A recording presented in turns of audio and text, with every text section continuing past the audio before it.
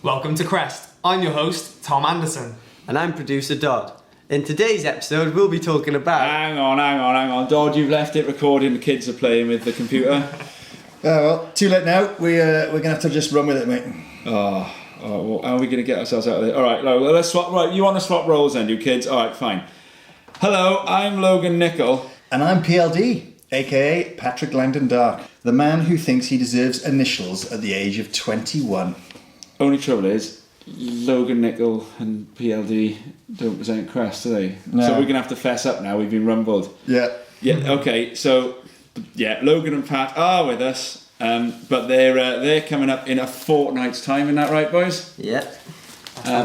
And before that, we're going to be handing the show over to Rob and Elliot this week because we're all off on holidays to different places, aren't we? Whoa, WQS. Although, I guess that would be the dream tour to a Welsh fan. WQS, holidays. It's all the same thing. Extended holidays, WQS. Yeah, these guys are going, yes, okay, fine. Right, I'm just jealous. They're going to WQS in Portugal. So we've had a little chat with them for the show that we're doing in 2 weeks' time. And what are we doing in 2 weeks' time, Dodd? In 2 weeks' time, we have Mark Vaughan, Emily Williams, and Harry Cromwell. And we're going to be talking about all things to do with Welsh competitive surfing. These two, Logan and Pat, are going to be making a little cameo appearance on that one as well, although we're picking their bit up now because they're going to be in Portugal. And we're going to talk about the upcoming Worlds in El Salvador, and who knows even whether or not there's even the smallest outside chance of perhaps a Welsh Dragon flying in Tokyo 2021. We'll probably know more about that. We might even have definitive answers by then already. In the meantime, here we are. It's Elliot and Rob taking over for the week while me and Dodd go on holiday. Where are we going? Somewhere not quite as salubrious as Portugal. I think we're going to El Salvador. Oh, you've got to keep it quiet. I don't want to know that. Yeah, okay. Yeah, it's a recce trip, isn't it? So, in the meantime, here's Rob and Elliot, and they are talking to, formerly of Wales and now of the French and Swiss Alps. It's Frankie Pioli. Enjoy the show. 1, 2, 3,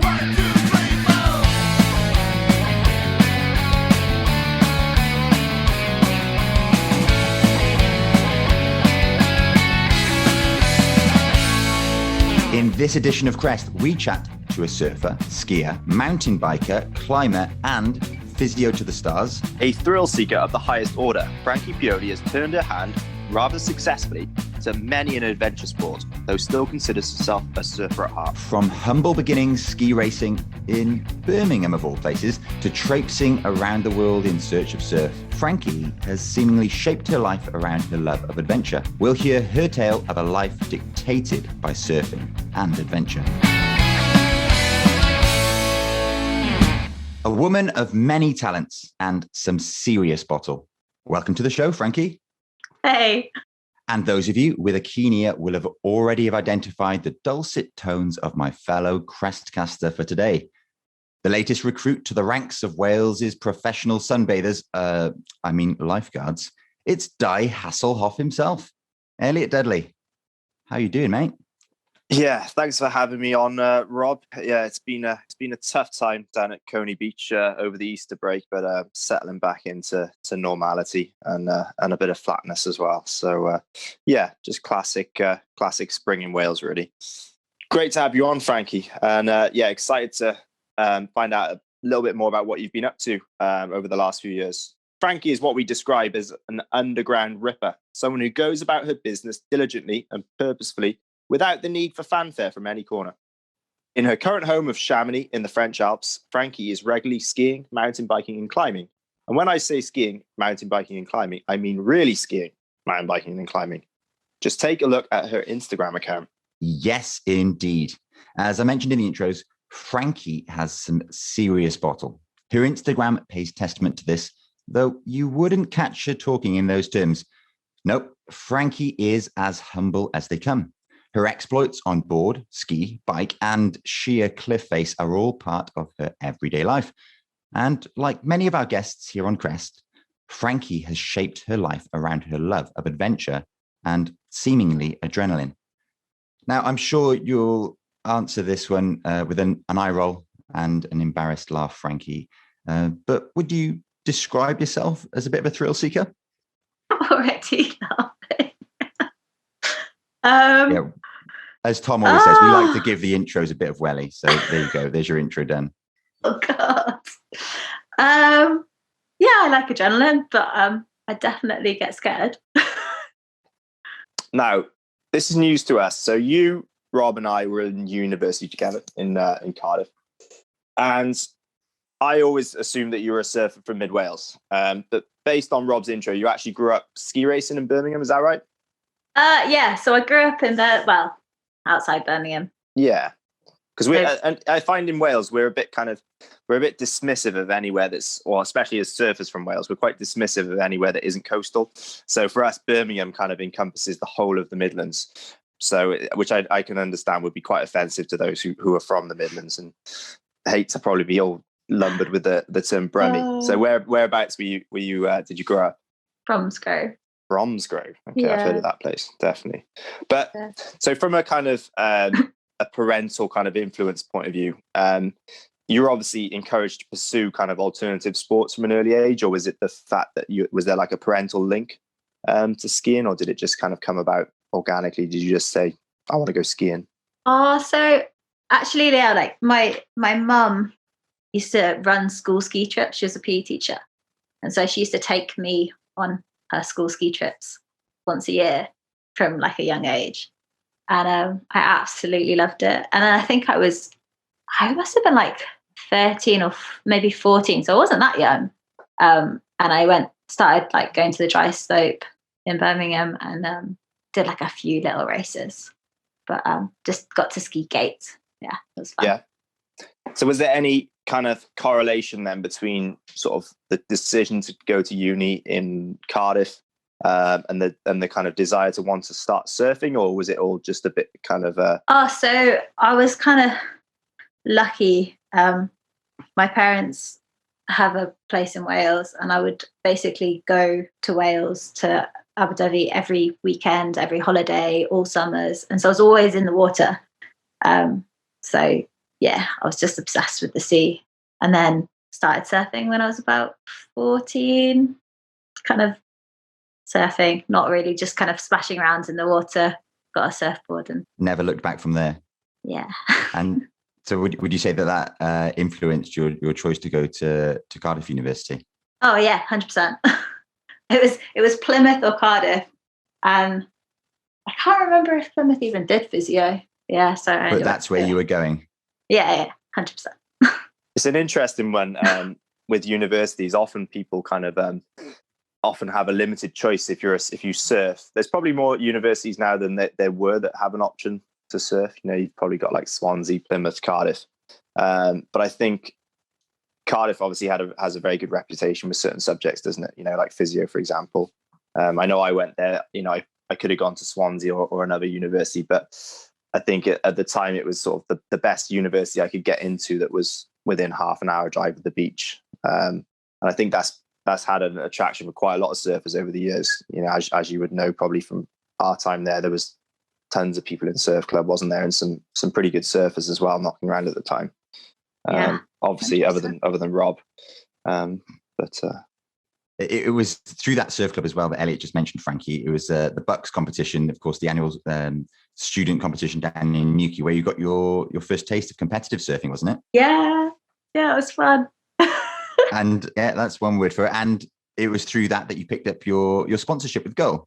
You were the face of Gull wetsuits for many a year, weren't you? Yeah. I think it's like 4 years. Yeah, that was quite handy as a student, actually. When you've got no money and you need wetsuits. Absolutely. I think we can all attest to that. And as we've already alluded to, you studied physiotherapy at Cardiff University. And would I be way off the mark to assume that this had some part in like a master plan to be able to surf all the time? Yeah. I think the ground plan with the physio was, I'm kind of interested in it. That's probably a good place to start. But you can sort of travel with it. I haven't got very far, but getting there. Here at No Limit Wetsuits, a reputable company with 30 years experience, we use the best neoprene on the planet. Guaranteed perfect fit, full aftercare service should you need it. So whether you're from North Wales, West Wales, Pembrokeshire or the rest of the UK, feel free to call me or check out nolimitwetsuits.co.uk. Greg Owen, Welsh surfing champ, 8 times. Well, straight from university, you went into, I'll say in inverted commas, a proper job. You were working for the NHS, weren't you, as a physiotherapist? As a physio. And that lasted a little while until, I guess, Wanderlust got the better of you, and you packed it all in to pursue the surfing dream. So yeah, when you say is physio good for surfers, like working in the NHS, it was kind of Monday to Friday, 9 to 5, weekend warrior, and then obviously it's quite fickle in Northwest Wales is a bit fickle. So yeah, it was quite hard to surf around that. And then you'd kind of, I'd save up all my money and go to beautiful places on holiday and stuff. And I chose to go into the NHS because you get really good experience. But I did stay there maybe 3-4 years. And I think I'd only kind of planned to stay maybe a year or 2. So yeah, I think I was struggling with the hours a little bit. I know this sounds really bad, but not being able to surf.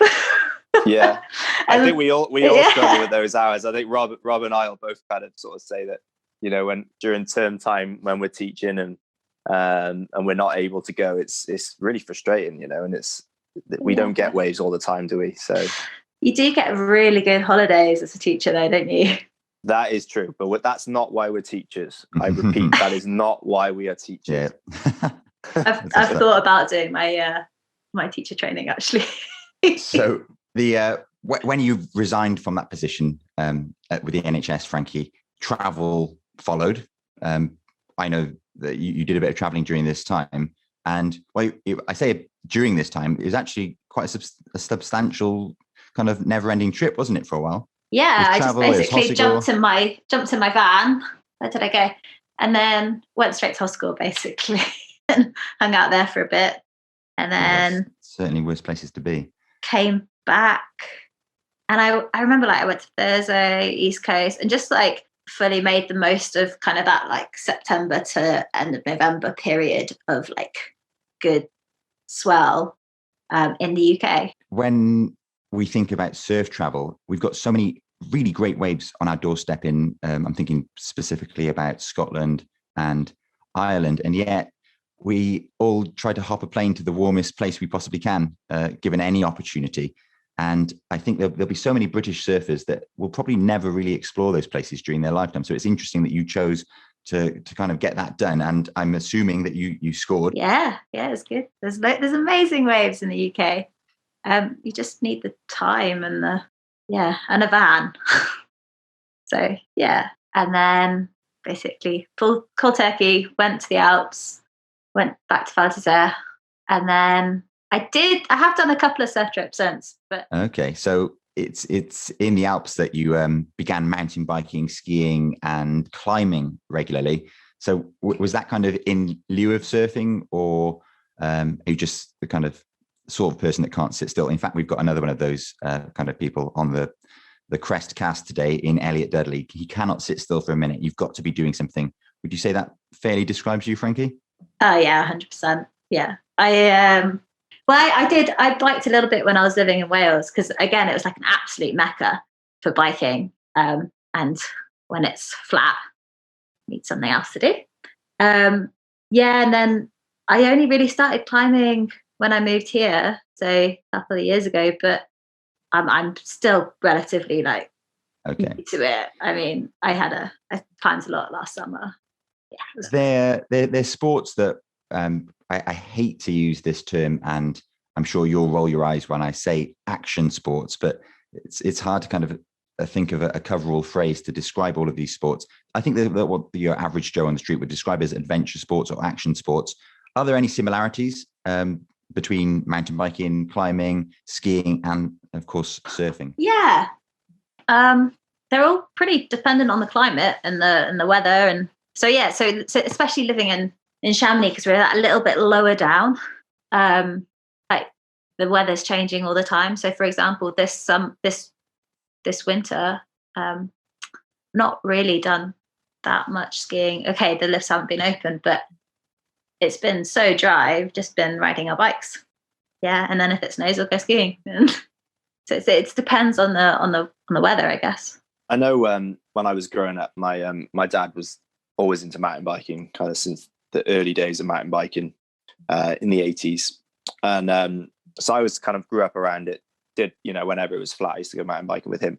But I always remember he had a US mountain bike magazine, and basically they had some of the spots in Wales were listed in like the top 10 spots in the world to mountain bike. And I always remember thinking as a surfer, I was like, I live in the kind of mountain biking equivalent of South Africa or Australia. But unfortunately I surf. So I'm in the kind of probably one of the worst places in the Atlantic really to surf. Is that something you're probably in, again, in one of the best places in the world for mountain biking? Is that something that you kind of feel blessed with, that kind of keeps you there? Or would you ultimately rather be closer to the beach? Oh, yeah, no, I totally. Well, you just got to take what's on your doorstep, I guess. And I love it. I love all the sports, but I do really miss the beach. And I think, a few more years and I'll definitely be back. Is that being made worse by the kind of the French lockdown situation and the inability to travel? Because it's not, in France, they've got great transport. I know guys that live in the Alps that go to the coast regularly. They get the train to like Biarritz, and they surf for a weekend. Obviously, I presume that's something that's been quite difficult for you over the last 12 months. Is that something that a lot of people do in your area that you know of that surf? Or well, we're only like 45 minutes, an hour from Geneva Airport, so it's pretty easy to just jump on a plane and go and surf. But I mean, Hossegor and that's probably 10-hour drive, maybe more. It's quite far still. Clearly, Frankie, from the way you're speaking, you are still very much a surfer at heart. But like we've already mentioned, you've had to take up the mountain biking, the skiing, the climbing to kind of find your adrenaline fix elsewhere. And you've competed at a pretty high level in the enduro races on the mountain bikes, right? I don't know if it's a high level, but I've definitely done some enduro races. But I just not last summer because of the COVID. It's like pandemic issue. But the summer before, it was a great excuse to just nip over to Italy and see some pretty places, eat some amazing food, and ride bikes. So it's an excuse to travel for weekends, really. And I suppose it's not that far from Chamonix to nip over, like you say, nip over to Italy. What a lovely idea that is. It's amazing. Like Chamonix, basically, you've got Mont Blanc, and then we're this side. Italy's just through the tunnel on the other side, and then Switzerland's kind of on the other side. It's just surrounding Mont Blanc is super easy. Chamonix is pretty central, and it also happens to be the place where, as so often happens in life, you're in the right place at the right time, and you bumped into a fellow Cardiff alumni, didn't you? And somehow landed a job with the Swiss free ski team. Tell us about that. Yeah, so I moved over here from Val d'Isère, and a friend reached out, wanted physio. I need to start working over here. Saw her for a few treatments, and I can say who it is.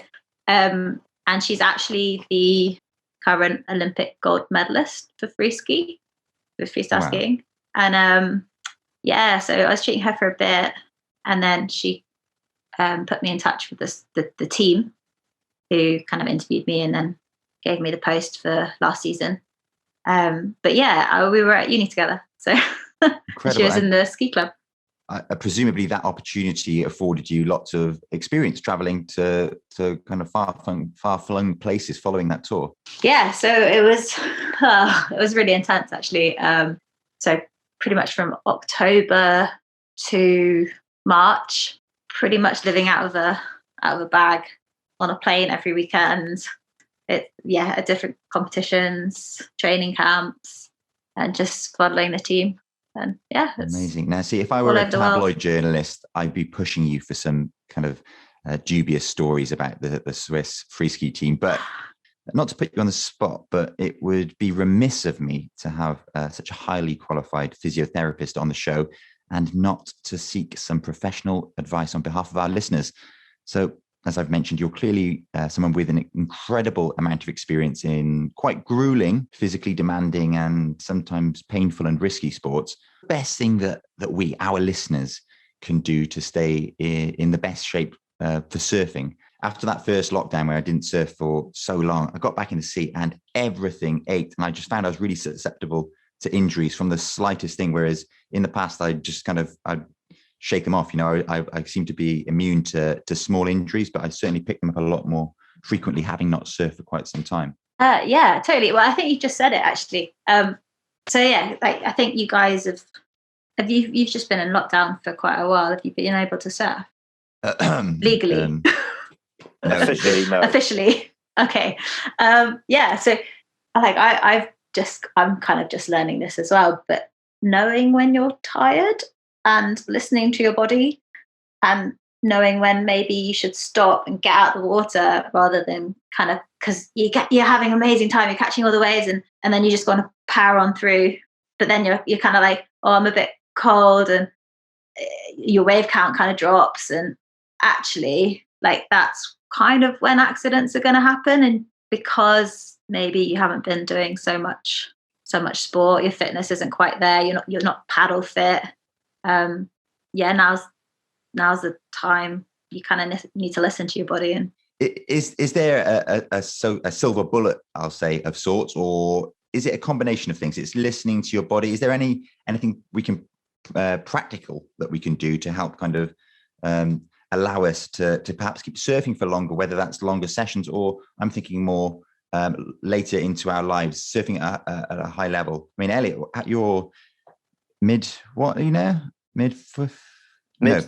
Oh, so we can leave it at that. Yeah. No, it's okay. it's interesting you say that, Frankie. I often get like a lot of jip off people for training, and I've always done it. Trained, aside from surfing, so even if I'm not surfing, I'll do other stuff. But one of the reasons I've always done that is for exactly that reason that you said, is that we don't get waves that often, do we, in Wales? And it would be super annoying if you had to get out after, say, an hour and a half when the waves are going off for the first time in a month. And that's one of the reasons why I've always been so obsessive about being at my kind of not peak fitness, but fit all the time for that reason. Yeah, 100%. And I totally recommend like training out of the water for kind of, when the surf arrives. But I'd also say, there's no silver bullet, sorry. But I've noticed, I had a look around your website, and interesting post on recovery. And you mention how a positive mindset can really help kind of speed up that process. Yeah, like touching on sports psychology a little bit. I mean, that's not my field exactly, but staying positive, 100%, like always going to help. Eating well, all of this. I was going to say actually regarding kind of keeping fit for surfing and like being able to surf for longer in your life, etc., looking after the body. If you keep doing the same sport over and over again, be it like mountain biking, skiing, climbing, surfing, whatever, it's exactly the same as if you sort of sit at a desk and be typing away all the time. You're more prone to certain injuries, to certain muscle groups getting tight, overuse of certain muscle groups, that kind of thing. So it's a really good idea to kind of identify what, for your sport, for example, surfing, like what those muscle groups are. So generally surfers probably going to be really stiff in your thoracic spine, like quite tight in your pecs, paddling. And so stretching those sort of things out. Yoga's great. It's interesting what you just said there. I met the coach of the Chilean surf team a few years ago, and I was in Chile last year, just about a year ago, and it was interesting talking to him. And the biggest issue that he had with his team was the predominance of left-handers in Chile, because of the kind of the muscular dominance from going the one way all the time. So he was having to do loads of work with his athletes to kind of balance that out. And it's something that we probably don't, most surfers don't even consider, but even to the point where, most surfers are, you're either back foot or front foot dominant, which will create all sorts of issues. It's different, I suppose, with a sport like skiing, is it? It's more bilateral, would you agree? Or Yeah. I mean, the free skiers who are like hitting jumps, they're always going to favor spinning one way or landing kind of a bit more on one leg than the other. They're not ambi-turners. They do have to spin both ways, but generally they're always going to have a bit of an imbalance. But is there? I wanted to ask you about this because obviously, like, that's an insight into something that I know nothing about, but I doubt Rob knows that much either. In terms of that kind of the freestyle skiing and that kind of thing, are there any? It always used to be skiing was like really bad for knee injuries, and then bindings kind of improved, boots improved, and then it became the injuries kind of shifted accordingly. Are there any kind of injuries that you tend to see more often than others, or is it kind of a real plethora? It's funny you should say bindings, actually, because there's new injuries that have come up since people have been starting to use pin bindings. Right. So you can lock your toe. It's awful. So you lock your toe in so you can walk up to skin up the mountain. Yeah. And then you unlock it, clip your heel in, and ski down. But some people on sometimes steeper terrain and things like to clip their toe in so it can't pop off. Right. And we're seeing some pretty nasty spiral fractures of the tibia. And yeah, I can imagine. So it's kind of almost like telemark skiing. No. So you're skiing down with your bindings clipped in like normal skiing, but they just lock the front toe in. So if you fall over, it doesn't release. But I mean, with telemark, do their skis come off, or do they just get locked in? I don't know, actually. I always just love those skiers because they look like they were doing a drop knee turn. It kind of reminded me of longboarding. Yeah. But yeah, it does look. Are there kind of like loads of like ACL injuries and stuff like that, or not really? Yeah. So that's the main one with skiing. Yeah, ACL injuries, 100%.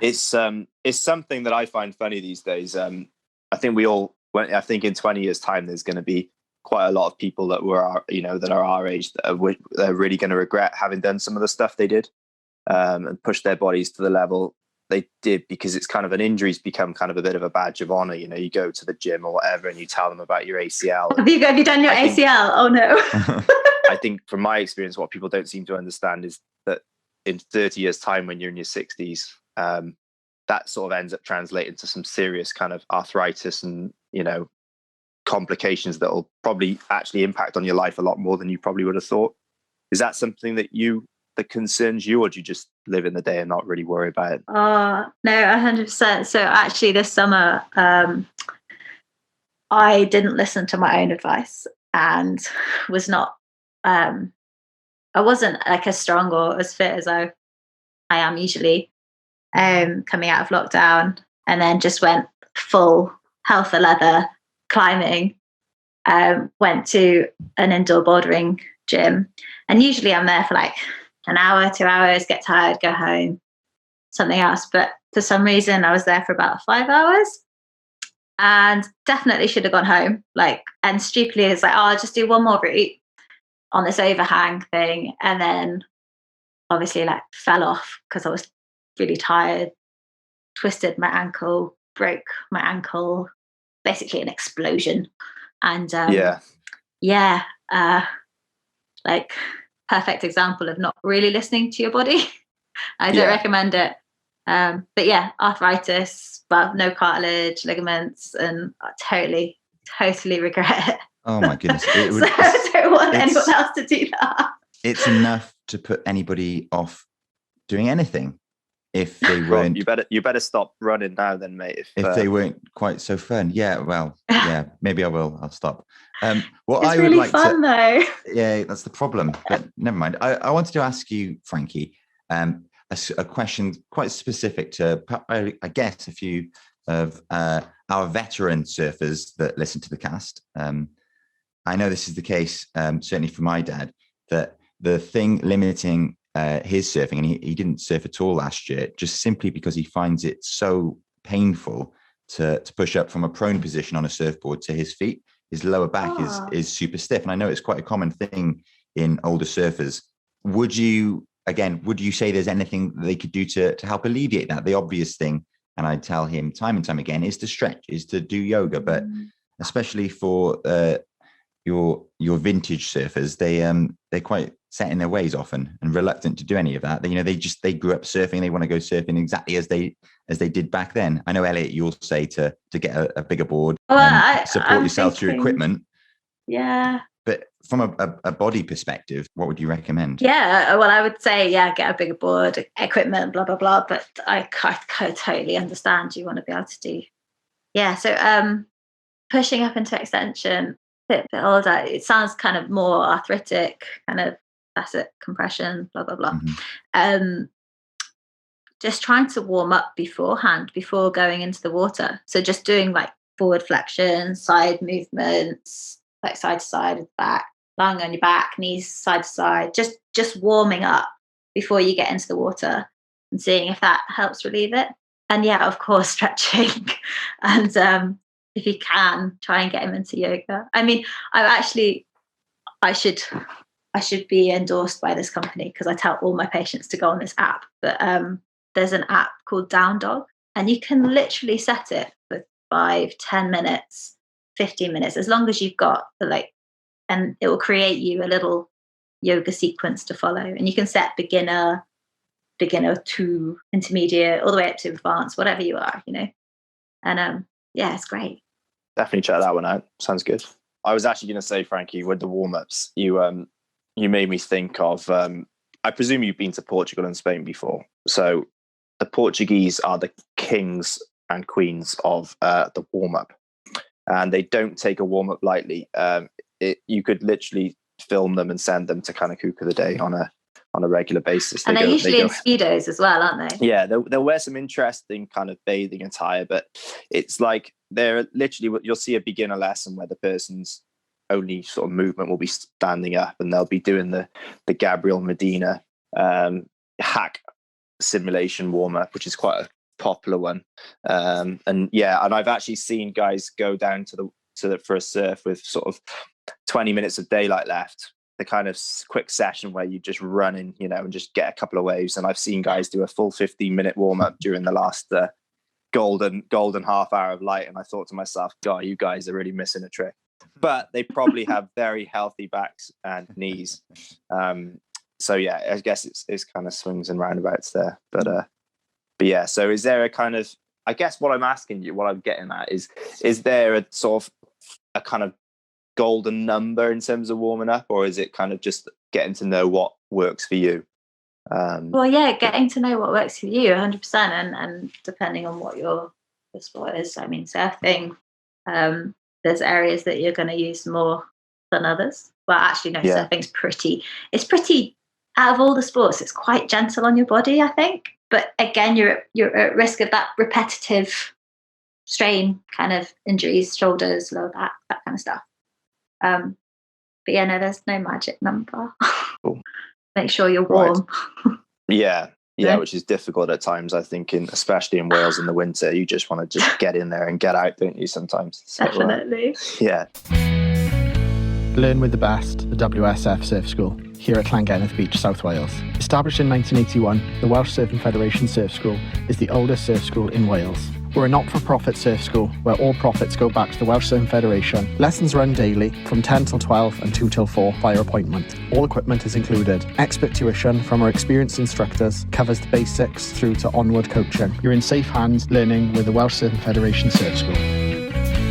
Sound advice to keep all of our listeners primed, ready for the heavier waves of foreign shores when international travel resumes. But for now, we're all still stuck here.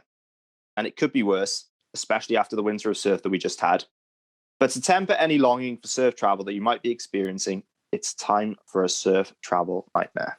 Yes, indeed. So, Frankie, most episodes of Crest have come complete with a surf travel nightmare. And this really started, as Elliot used the language there, to temper the longing to go on any surf trips, because we found that when that first lockdown came into place a whole year ago now, we were kind of climbing the walls and really wanting to get away, and we couldn't. And so we came up with the idea of including a surf travel nightmare to put to bed any ideas of surf travel and remind ourselves of all of the reasons why surf travel is absolutely the worst.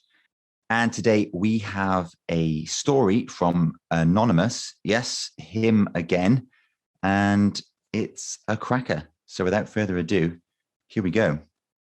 Never let it be said that Portuguese locals are unwelcoming. In the countless trips that I've made to this special corner of Europe over the years, I've experienced only warm hospitality and friendliness. Sure, they demand respect and adherence to the rules of their lineups, but that's how surfing should be. And provided that you arrive quietly with a smile, don't make a mess, and don't needlessly jockey for waves, you will be afforded the same respect. Oh yeah, and also don't try to deceive them. That doesn't play too well, as you'll hear in this tale of toilet woe. Stepping off the plane in Lisbon and having just flown from chilly London, I was relishing the warmth of the balmy autumnal Portuguese air. I had no real plans, just a board bag, a hire car, and 3 weeks of adventure ahead of me.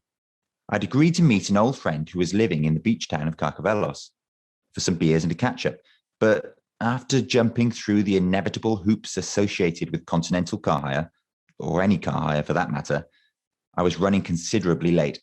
Fortunately, Carcavelos is but a hop, skip, and a jump from the airport, so although waylaid, I arrived with plenty of time to make the most of Lisbon's famous nightlife. Upon arrival in Carcavelos, my friend, let's call him Tim, explained that he and a few friends were heading to a house party at the home of a notable local ripper. This is perfect, I thought to myself. Off the plane and already hanging out with the locals. This boded very well for my wave count over the coming days, especially in the notoriously competitive Carcavelos lineup. Without needing much persuasion, I parked my car up in Tim's little nook of a courtyard and headed for the party. During the short walk to said party, Tim confirmed my initial thoughts. The party was being thrown by a local ripper to celebrate his girlfriend's birthday, and anyone who was anyone, in the Carcavelos lineup at least, would be there. It would be the perfect opportunity to make friends and hopefully up my wave count. We arrived and were immediately welcomed like old friends. Beers were thrust into our hands, and I was taken by the host to be introduced to just about everyone there, it seemed. Things were going great. Beers were flowing, and the dance floor was starting to light up. Man, I love Portugal. It was then that my stomach started to rumble, and a sharp pang of cramp made me grimace. Ouch. The pain passed, and I was having too good a time to think much of it, until about 10 minutes later, when the same thing happened again, but this time accompanied with a hefty urge to vacate my bowels. By now, the party was pumping, and trying to assume the demeanor of a man completely untroubled by sudden bowel movements, I asked the host as to the whereabouts of his bathroom. He pointed me upstairs, and I soon found the tiny room, and thank God it was free. Even better, there was no one in the general vicinity, because by now, the metaphorical barbarians were very much at the gates, and I was inclined to believe that what was about to happen could be extremely embarrassing if anyone were to associate me with the inevitable sights, sounds, and smells. Hastily shutting and locking the door, I managed to rip my pants down just in time to expel whatever it was that had caused me such discomfort. And without wanting to be too crude, it was horrific. Every time I stood thinking I'd finished, I was forced back to the bowl by another sharp stomach pain. And time started to pass really rather quickly. Before long, I could hear the chatter of an increasingly impatient and ever-growing queue outside the door of this, the only toilet in the whole house. Eventually, after what had seemed like a lifetime but was in all likelihood more like 20 minutes, I managed to stand, and miraculously, I was pain-free. I was fixed, ready to party again. Fantastic. But alas, it was not to be. I knew at first glance, before I'd even fully depressed the flush handle, that the toilet was blocked, and it was far from a pretty sight, and there wasn't a thing in the bathroom that I could use to release the blockage. I broke out in a cold sweat. I was about to experience a level of embarrassment I was unaccustomed to, and that, as a mild-mannered Brit, I wasn't sure I could survive. What's more, this had the potential to derail a perfectly good birthday celebration. After all, it was the only toilet in the whole house. This would surely put paid to my burgeoning friendship with the Carcavelos crew, and subsequently the place in the lineup that I'd been cultivating all evening. This just wouldn't do. Through the fog of panic, I knew exactly what I had to do next. I turned to the window and was dismayed to find that the only portion of it that opened was a relative sliver right at the very top. A letterbox-sized and shaped piece of frosted glass that opened on horizontal hinges. It would make escape difficult, but by now, it mattered not. The baying crowd had started banging on the door, and it surely wouldn't be long until they forced their way in. And so, with as little fuss as possible, I posted myself out of the letterbox-esque window and onto the relative safety of the flat roof immediately below. It was then that I realized that the area below was full of revelers enjoying the party. So a jump into the garden would have been far too conspicuous. Instead, I opted to jump into the adjacent street. I landed with ease and made my way back to the front of the house and rejoined the party. Mission accomplished. Or not. From this side of the door, it was clear that there was much ado about the locked bathroom, and a considerable queue was now winding its way all the way down the stairs to the front door. Wanting to distance myself from any suspicion, I immediately joined in the speculation as to what on earth could be going on behind the door. Short of kicking the door down, it was decided that not a lot could be done. It was at this point that I had the bright idea of volunteering my services to climb up to the window to see if I could help resolve the situation from there. It was agreed that this was a good course of action, and with the help of a few of the local crew, I climbed back up onto the flat roof and peered in through the window. Feigning surprise, I announced that there was no one in there, and that I'd climb in and open the door from the inside. At this exact moment, the baying mob unceremoniously forced the door open, and a few of the local crew stumbled into the room and discovered the disconcerting toilet scene. After the initial barrage of appalled noises and gesticulations at the torrid toilet situation, one of them suddenly pointed animatedly at the floor. With my head now firmly wedged in the postbox window and surveying the scene from above, I was mortified to discover precisely what he was pointing at. It seems that in my haste and struggle to escape the blighted banero, my wallet and its contents, driver's license included, had fanned across the floor and wound up in the mess. Needless to say, after regathering my belongings, Tim and I headed back to his. He was kind and understanding about the whole saga, if a little perplexed. The next morning, I headed north to Peniche, too embarrassed to even dream of treading foot on the fabled Carcavelos sands after being unmasked as the mystery Pua. Dear me. Can you imagine the embarrassment? Yeah, it's not a good one. It's reminiscent of the that scene from the Ben Stiller movie, Along Came Polly. Have you ever seen that one? In that one, he uses the loofah to unblock said toilet, but alas, there was no. I don't know what's more embarrassing. Whether it's just a body. It's like blocking the toilet. It happens, but I think it's being unmasked as the person that climbed out of the window and tried to pass it off to somebody else.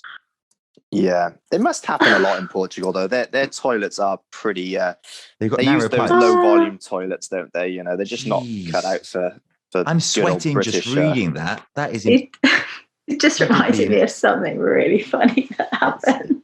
Well, as is customary, Frankie, we now ask you if you've had your own surf travel nightmare, and it seems you do have one in mind. Well, yeah, but yeah.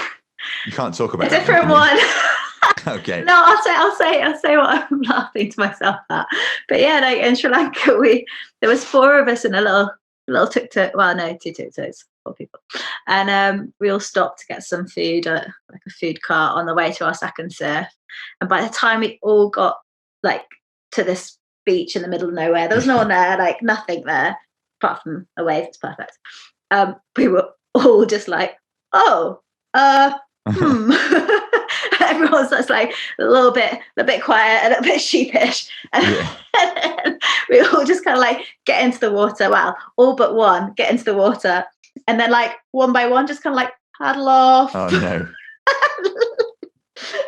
Everyone's doing their little aqua. Ye old aqua poo. I mean, that happens. I think that's a staple of any surf trip to the tropics, isn't it? Aqua turd, yeah. Apart from the one that went behind a rock. What an idiot. Yeah, I mean, the water's there for a reason. Nature's toilet. And there are fish that do the job. The infamous Indonesian poo fish that loiters by the boat and and everybody poo. catches those, don't they? Yeah, and the Indonesians won't eat them though for obvious reasons. Yeah, your Western tourists often do. I've caught a great fish. Check this thing out. The poo fish. Okay, so we've heard a brief travel nightmare from you there, Frankie. Have you escaped relatively unscathed over the years of surf travel? No, so yeah, I was going to say it's always on the first day, isn't it? So again in Sri Lanka, first day. I'd been there the year before, so I was like, yeah, no, I know it. It's fine. Well, anyway, first day, first surf, went to paddle out at the point, Aragon Bay. It's basically a tiny bit of reef, and then it's just it's like a beachy point break. It's super, super mellow, really fun. Anyway, so like walking out through the reef, mellow, go to jump on my board, and I think it was just like the coral just went straight through my foot. Anyway, so instead of jumping up, you kind of like just forced yourself down onto it. Apparently so. So kind of paddled out. I was like, oh, it'll be fine. Had a look when I got out back. I was like, oh no, better come back in. And some kind local kid comes over on his motorbike, piles me onto the back of this motorbike on really soft sand. I don't know what I was terrified. and then went and got it stitched up on a tarp covered in blood stains and stuff. Inevitably it got infected twice. Lots of antibiotics. That's your classic tale of tropic woe, isn't it? Catching yourself early on in the trip, and it festers. It festers and seeps, doesn't it, in that heat? It doesn't really give it a chance to heal. No, so 2 weeks it took to heal. To get stitches how long were you there for? I was there for 5 weeks, so I did get some surfing in. But It's a pretty classic travel nightmare, that one, Frankie. If in doubt, soak it with iodine is the way forward. It just kills everything. And that's my little tip there. I know I've had a few infections, and iodine's the only tried and tested one that will not allow anything in. Is it hydrogen peroxide that I use or something like that? And it's mean. It's really, really mean. See all the bubbles. If it stings, it's good. That's my mantra. If it stings, it's killing stuff. So even if it's just lime juice, that's always a good one as well. Oh, that's mean. It hurts. Thank you so much, Frankie, for your time, insight and stories from your plethora of sporting endeavours. And if you'd like to keep up to date with Frankie's adventures, or if you're after some sport-specific physio advice, then be sure to check out Frankie's website, www.frankiepioli.com. Thank you for that. Yes. And as we've discovered during this podcast, that I think between you, Frankie and Elliot, you've covered just about every sport. You must surely one day you're going to find something that you're good at.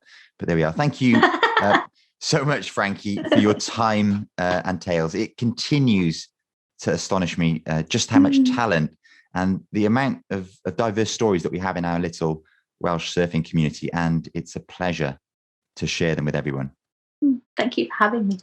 No worries. And it's more of these diverse stories that we want to share. So whatever story tips or comments you have, please do get in touch either through our email address, castcrest@gmail.com, or via our Instagram or Twitter pages.